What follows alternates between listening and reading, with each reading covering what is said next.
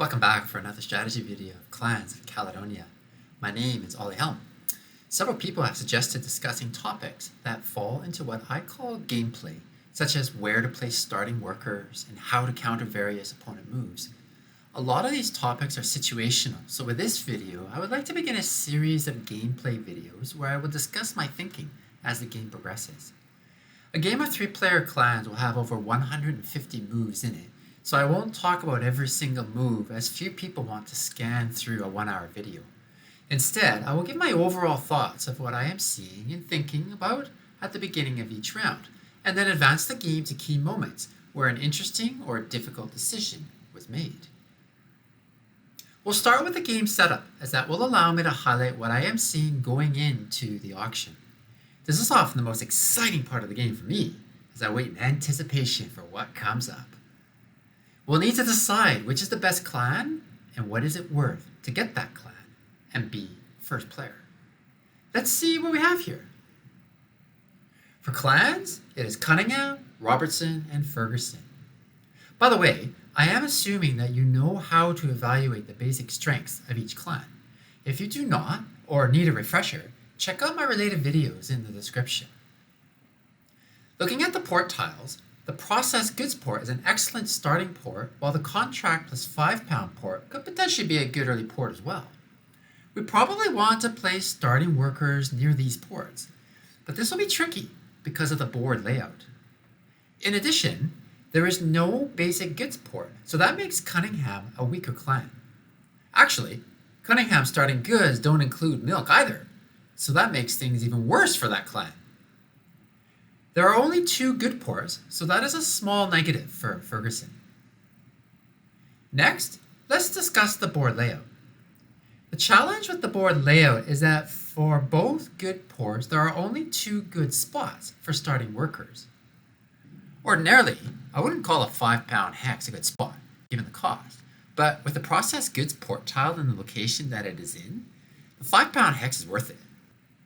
That means we are only guaranteed to get one of those ports. Therefore, the value of being first or second player increases a bit so that you can get the processed goods port. Another problem is that Ferguson is in the game. Ferguson starts with 2 lock shipping, meaning that the 2 mountain hexes are risky to take because Ferguson's first move could be to block you by taking the grass tile. So that is a positive for Ferguson. There are 25 deltas, which is about an average amount, so that is good for Robertson. Even better, there are 2 areas of the board that have lots of deltas, and they are close to the 2 best ports in the game, so that is a positive for Robertson. Next, the glory tiles. There is nothing particularly notable about the glory tiles, except maybe that the one for edge tiles is not so good for Robertson. Robertson might get 2 edge tiles after 2 rounds because of the need to concentrate on deltas, while the other 2 clans could easily get 6 or 8 of them, worth 6 to 9 extra points compared to Robertson. So we'll count that as a negative for Robertson. Next, contracts. There is one outstanding contract, the 2 bread contract. The rest are not particularly exciting as starting game contracts. The 2 that return £15 are good contracts, just not at the beginning of the game, because they are costly to complete.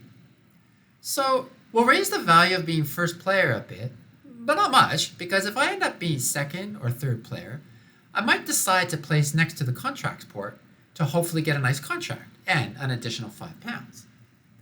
In fact, the best possible start you could get in this game is to be first player, have access to both ports, complete the 2 bread contract, and then use the contracts port to get another contract plus the £5. So, to sum up my position, I really don't want to be third player because I will most likely end up with Cunningham and no access to the processed goods port.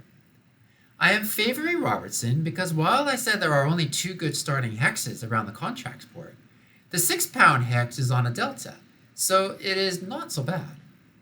I may be able to get both ports. Well, how did the auction go? In the end, I took the auction at £21 and chose Robertson. That was maybe a bit too high, but then I remember the video that I did related to auctions, and my research suggested that Robertson might be underbid on average. So I went for it. talk about worker placement. The starting workers were placed as expected. In the end, I placed my second worker on the Mountain 1 Delta Hex because I thought it was more important to secure the 2 Delta 1 hexes around the central lock, as it allowed for quick expansion and easy settlements.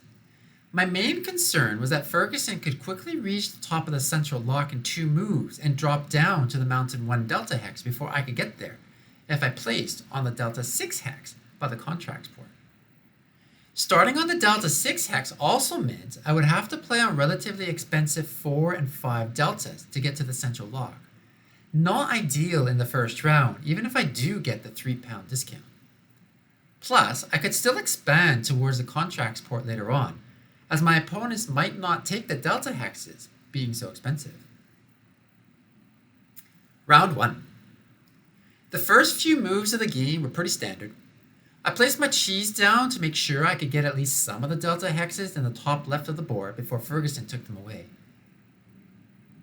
Seeing Ferguson expanding on the right side of the board was a huge relief for me, as it meant I wouldn't have to compete for the Delta Hexes in the top left.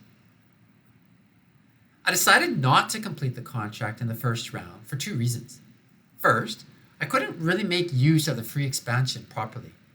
I needed to expand to the top right and bottom right parts of the board, but I could do so cheaply, so I wasn't getting much benefit from the free expansion.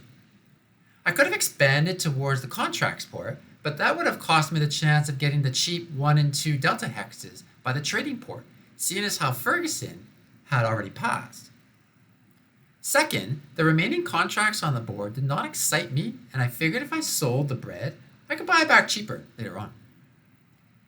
Overall, I would say I had quite a successful first round. I was able to place units on 7 Delta Hexes for a savings of £21. Cunningham's benefit was £0. For Ferguson, it is harder to quantify. Being second player gave access to both good ports, and the third starting worker on the right side of the board gave access to 4 cheap hexes, 3 of which were used by workers, so that is a very strong start as well. Maybe £30 worth? £12 for the free shipping, £10 for the extra port that was used, and £8 for the 4 cheap hexes. Round 2. The new contracts are not interesting, so I'm in no hurry to complete my 2 bread contract. Plus, I still have many cheap hexes I can expand to, so I don't need to use the free expansion yet. The goal for this round is to get my workers down and at least 1 more edge tile for the glory, and 3 more if I can swing it. I'm looking at these 3 hexes in particular. The bottom right one is a must so that I can use the trading port to sell my cheese for £6 extra. Ferguson's placement of a wheat unit gives me an interesting option. I wasn't going to place a wheat down because it uses too much of my money that I need for workers. Now there's an opportunity to buy discounted grain for my bread. Originally, I probably would have put a cheese and a cow on the 2 1 hexes, but now I can put bread down and buy the grain. It does mean I can't get as many workers down, so I don't know if it was the best move, given that I could probably buy cheap bread in round 3. I placed the bread on the 3 hex partly as a defensive move. I wanted to get the last forester down on the forest 1 hex, and I needed to get the second bread down anyways. Placing the sheep down was a difficult choice. I would have rather put a miner down for the income, but because I just put bread on an edge tile, I could place the sheep on another edge tile, giving me 3 extra points. So I went for the points. Overall, it was a decent round, and I was able to secure 9 glory points from edge tiles, which is more than I had expected. Ferguson got 15 glory points and Cunningham got 9 as well, so I didn't lose too much ground there.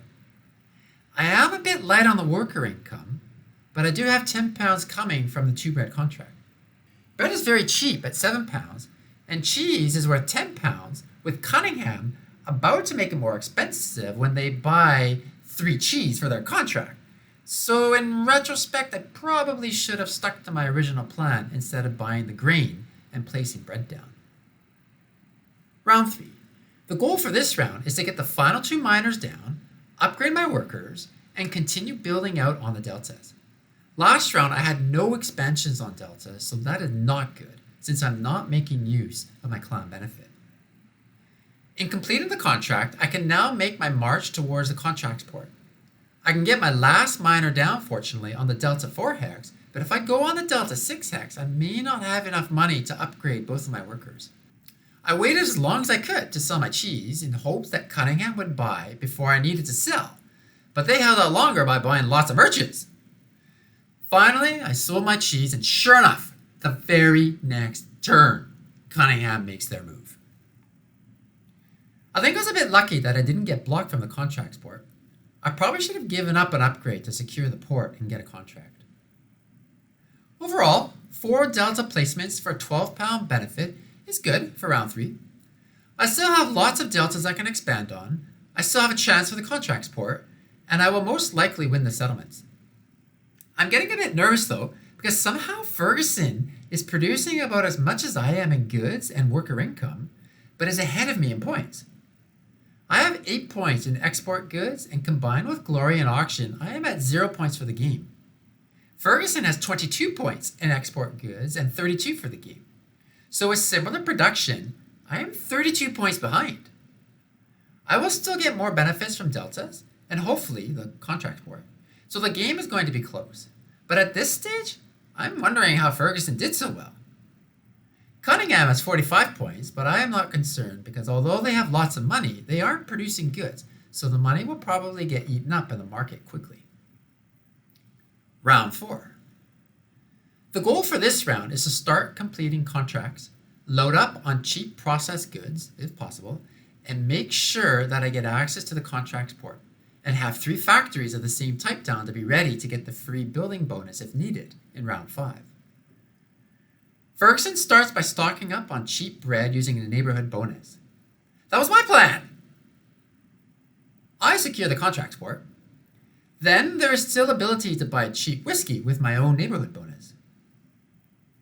Overall, I placed 5 more units on Deltas for a £15 benefit, but I am still far behind Ferguson and in a lot of trouble. I have 38 points to Ferguson's 54. I may have closed the gap a bit, but Ferguson has more money and processed goods than I do, so it will be really hard to make up the 16 points.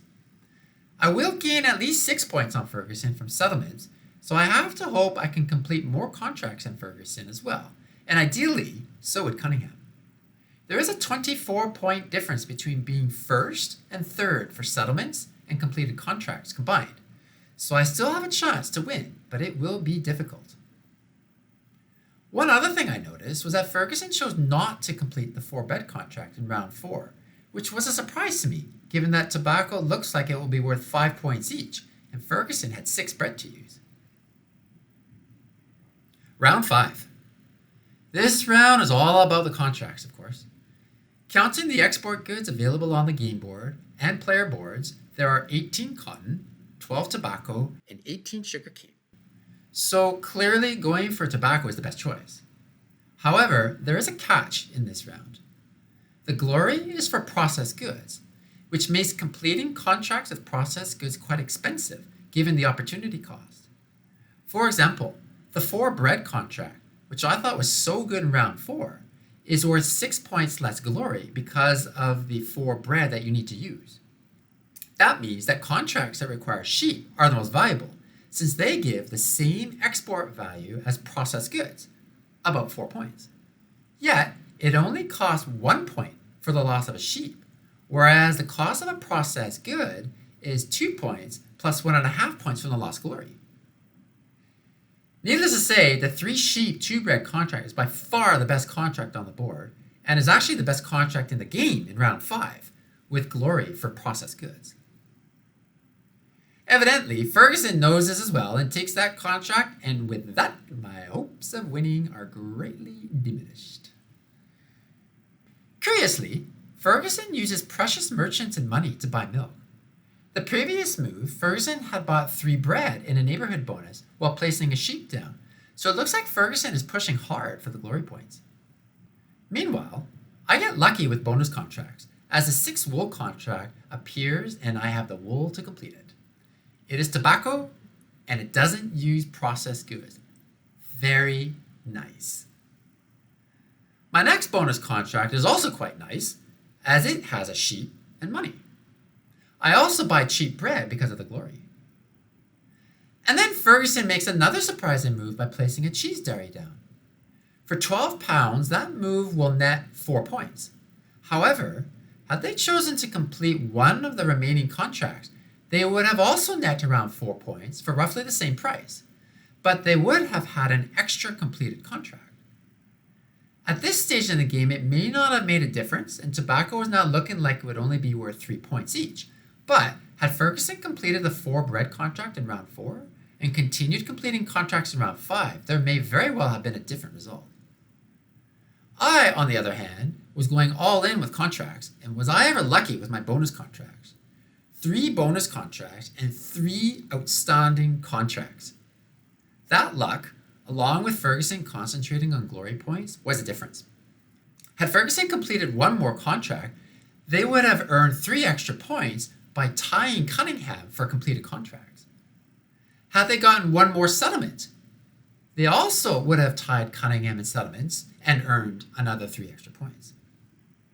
To conclude, this was a tough game against 2 strong players having ELOs above 500, and somehow I came out with a victory. There is not much luck in this game except for the bonus contracts, and I have to say I think that was the difference. As for my clan benefit, I placed units on 18 deltas for a total benefit of £54, with £21 of it coming in the first round. That's it.